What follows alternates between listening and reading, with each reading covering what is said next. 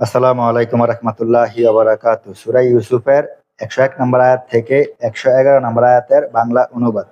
হে আমার পালনকর্তা, আপনি আমাকে রাষ্ট্র ক্ষমতাও দান করেছেন এবং স্বপ্নের ব্যাখ্যা করার বিদ্যা শিখিয়ে দিয়েছেন। হে নবমণ্ডল ও ভূমণ্ডলের স্রষ্টা, আপনি আমার কার্যনির্বাহী ইহকাল ও পরকালে আমাকে ইসলামের উপর মৃত্যু দান করুন এবং আমাকে সৎকর্মপরায়ণদের সাথে মিলিত করুন। এগুলো অদৃশ্যের খবর আমি আপনার কাছে প্রেরণ করি। আপনি তাদের কাছে ছিলেন না যখন তারা স্বীয় কাজ সাব্যস্ত করেছিল এবং চক্রান্ত করেছিল। আপনি যতই চান, অধিকাংশ লোক বিশ্বাসকারী নয়। আপনি এর জন্য তাদের কাছে কোনো বিনিময় চান না। এটা তো সারা বিশ্বের জন্য উপদেশ বই নয়। অনেক নিদর্শন রয়েছে নবমণ্ডল ও ভূমণ্ডলের, যেগুলোর উপর দিয়ে তারা পথ অতিক্রম করে এবং তারা এসবের দিকে মনোনিবেশ করে না।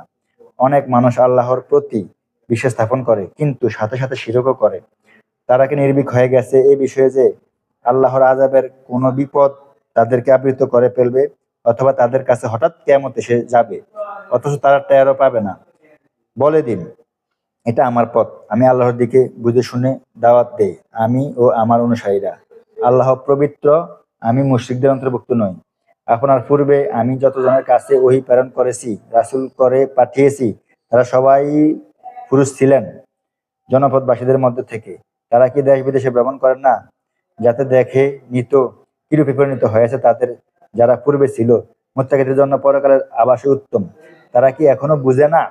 এমনকি যখন পয়গম্বরগণ নৈরাশ্যে পরিণত হয়ে যেতেন, এমনকি এরূপ ধারণা করতে শুরু করতেন যে তাদের অনুমান বুঝি মিথ্যা পরিণত হওয়ার উপক্রম হয়েছিল, তখন তাদের কাছে আমার সাহায্য পৌঁছে।